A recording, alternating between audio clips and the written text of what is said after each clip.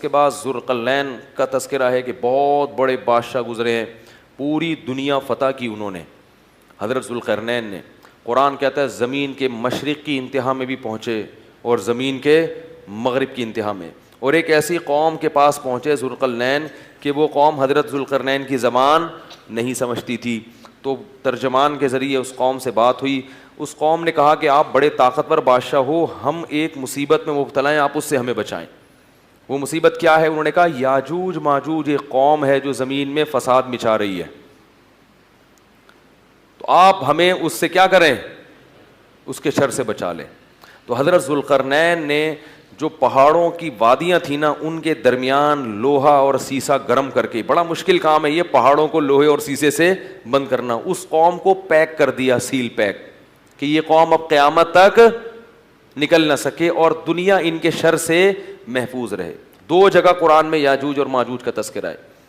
حدیث میں آتا ہے کہ وہ جو یاجوج اور ماجوج ہیں اتنی کثرت سے ہیں, وہ کیا کرتے ہیں, دیوار کو چاٹتے ہیں روزانہ ختم کرنے کے لیے, کہ یہ دیوار چاٹ کے کیا کرو, ختم کرو. اور وہ جب ختم ہونے کے قریب رہتی ہے تو وہ کہتے ہیں اب ہم کل اس کو چاٹیں گے, اور انشاءاللہ نہیں کہتے. تو جب اگلا دن آتا ہے تو دیوار واپس اسی طرح ہو چکی ہوتی ہے. تو آپ صلی اللہ علیہ وسلم نے فرمایا قرب قیامت میں وہ یہ کہیں گے کہ انشاءاللہ اس دیوار کو ہم کل ختم کر دیں گے.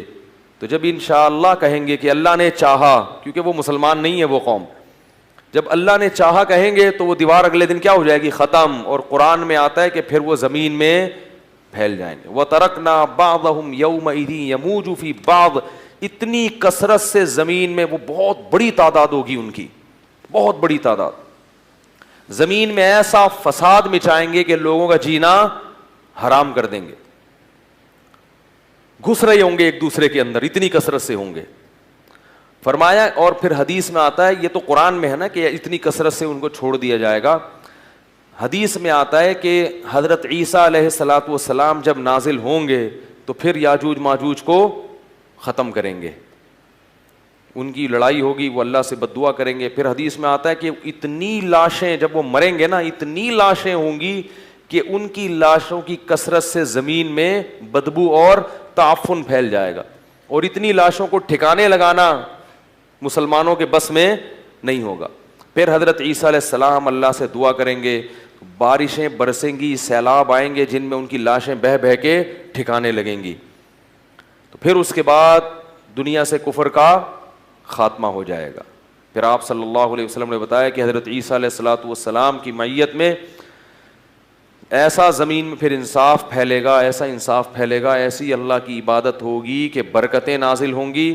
ایک انگور کا دانہ اتنا بڑا پیدا ہوگا کہ لوگ اس کو سیراب کر کے, ایک انگور کے دانے سے کئی آدمی سیراب ہوں گے, اتنے بڑے بڑے انگور پیدا ہوں گے. کیونکہ جب تقویٰ ہوگا نا زمین میں تو برکتیں آسمان سے نازل ہوں گی, پھلوں کے سائز بڑھ جائیں گے, ان کے ذائقے بڑھ جائیں گے. ابھی تو دیکھو چھوٹے ہوتے جا رہے ہیں, پبلک بھی چھوٹی ہوتی جا رہی ہے, قد چھوٹے ہوتے جا رہے ہیں. وہ ٹھگنی سے ایک آدمی کی شادی ہوئی کسی چھوٹے قد کی عورت سے, بچے اتنے سے. اب وہ ماں بچوں کو کھلا رہی ہے, بڑے ہی نہیں ہو رہے, وہ ماں پہ گئے قد میں. تو وہ شوہر جل کے اپنی بیوی سے کہتا ہے یہ بڑے نہیں ہوں گے, ان کو جتنا کھلائے گی یہ اور چھوٹے ہو جائیں گے. کہتا ہے ان کے ساتھ پودے لایا تھا وہ بڑے ہو گئے اور یہ اتنے کے. یہ کوئی پرانے زمانے کا ہم نے کلپ سنا تھا. تو ہر چیز جو ہے نا اس کی برکت کیا ہو رہی ہے, ختم. اب آپ دیکھو, ہمیں یاد ہے بچپن میں جب روٹی پکتی تھی نا کچن میں, خوشبو آتی تھی دور تک.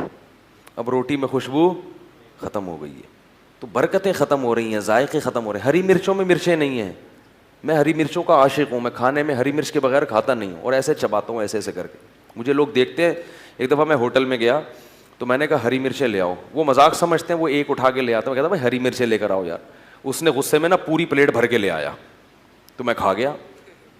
میں تو چاہ ہی رہا تھا کہ پلیٹ بھر کے لے کر آؤں, تو حیران ہو رہا ہے یار یہ تو میں سمجھتا تھا کہ مذاق کر رہا ہے.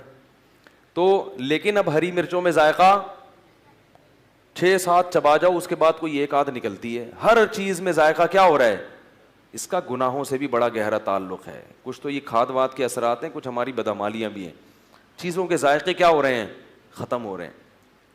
تو انار حدیث میں آتا ہے اتنا بڑا پیدا ہوگا کہ انار کا جو چھلکا ہے نا اس میں اس کو لوگ سائبان کے طور پہ استعمال کریں گے, اتنے بڑے بڑے چھلکے لوگ اس میں بیٹھ کے چھاؤں کے طور پر رکھیں گے, اتنے بڑے انار پیدا ہوں گے اور ایسے ذائقے دار. تو یہ کچھ علامات تھیں جو اللہ تعالیٰ نے قرآن مجید میں بیان کی. اس پر پھر کبھی بیان کریں گے علامات قیامت پر, قیامت کی علامات میں کیا کیا ہیں. تو یہ ایک مستقل ٹاپک ہے, اس میں لوگوں نے موضوع من گھڑت قصے بہت بنائے ہوئے ہیں, صحیح روایاتیں کم ہیں, اور جو موضوع من گھڑت کتابیں اور اپنی طرف سے قصے کہانیاں بنا کے, ورنہ یہ ایک مستقل ٹاپک ہے, قرآن و سنت میں اس پر بہت کچھ بیان کیا گیا ہے. تو خیر اصحاب کہف کا یہ واقعہ تھا اور حضرت موسیٰ علیہ السلام کا یہ واقعہ. ہاں تو اچھا, یہ جو یاجوج ماجوج ہیں, بعض لوگ یہ اشکال کرتے ہیں کہ اب تک سائنسدانوں کو تو نظر آئے نہیں ہے, یہ زمین میں جو سیاح ہیں جو ان کو تو نظر آئے نہیں, سیٹلائٹ سیارے بھی ہو گئے. تو یاد رکھو انسان نے یہ دعویٰ کرنا غلط ہے کہ زمین کا ایک ایک چپا دیکھ لیا, ایسا نہیں ہے, یہ دعویٰ ہی غلط ہے. گوگل میپ سے جب تک دیکھیں گے نہیں نہ جا کے, اور دیکھنے میں آسان نہیں ہے, اور یہ بھی ممکن ہے کہ اللہ نے اس کو گوگل میپ سے چھپا دیا ہو, پردے میں رکھا ہو, وہ پیک بھی ہو گئے ہوں گے کہ وہ اوپر سے نظر نہیں آ رہے ہوں گے. اور بعض لوگ یہ کہتے ہیں کہ یہ چائنیز ہے نا, یہ یاجوج ماجوج ہیں.